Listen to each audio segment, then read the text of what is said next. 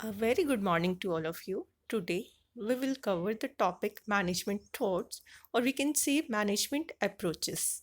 We will cover today only the introduction part of management approaches. So, if we talk about the stages in management thoughts or approaches, we can divide the whole approaches in three parts. One is the classical theory of management, one is the neoclassical approach, and one is the modern management theory. So, in how many parts we divided the theory? One is classical, one is neoclassical, and one is modern management theory. Clear?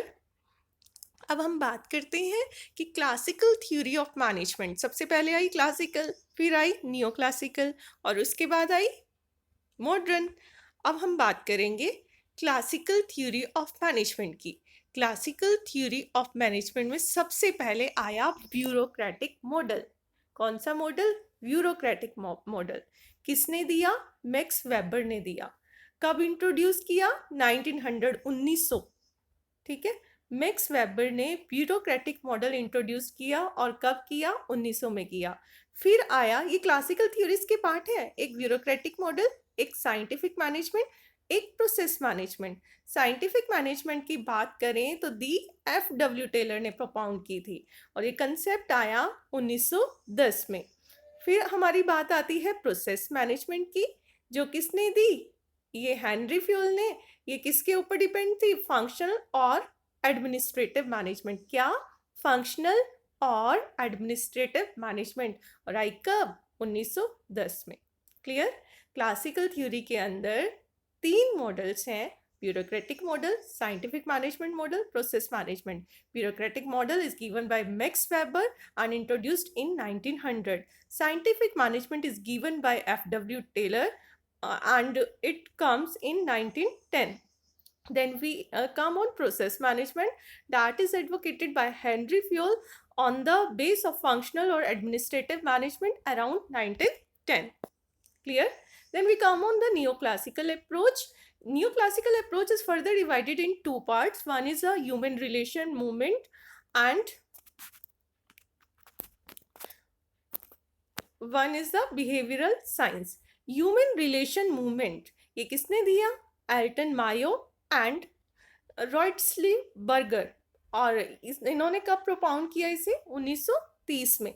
Behavioural science movement की बात करें तो ये Abraham A Maslow, मतलब Abraham Maslow and McGregor ने 1940। Human relation movement is given by Elton Mayo and Roethlisberger in 1930, and behavioral science movement is introduced by A. Maslow and McGregor in 1940. Clear? Then we come on the modern management theories. If we talk about the modern management theories, we divide the modern management theories in three parts. One is the quantitative approach, one is the system approach, and one is the contingency approach. If we talk about the quantitative approach, जो कि operation research के नाम से भी जानी जाती है, इसे डेवलप किया टेलर ने। और कब डेवलप किया? 1950 में। क्लियर? क्वांटिटेटिव अप्रोच, जिसे किस नाम से भी जाना जा रहा है? Operation research analysis. और डेवलप किया किसने? टेलर ने। कब डेवलप किया? 1950 में। फिर हमारी बात आती है सिस्टम अप्रोच की। ये भी 1950 में डेवलप की गई और किसने ये की थी? होल्डिंग एंड जॉनसन ने। फिर हमारी आती है कॉन्टीजेंसी अप्रोच, ये दी थी पॉर्श, लॉरेंस एंड अदर्स ने। तो मॉडर्न मैनेजमेंट को कितने पार्ट्स में डिवाइड किया? थ्री पार्ट्स में। One is quantitative approach, one is system approach and one is contingency approach.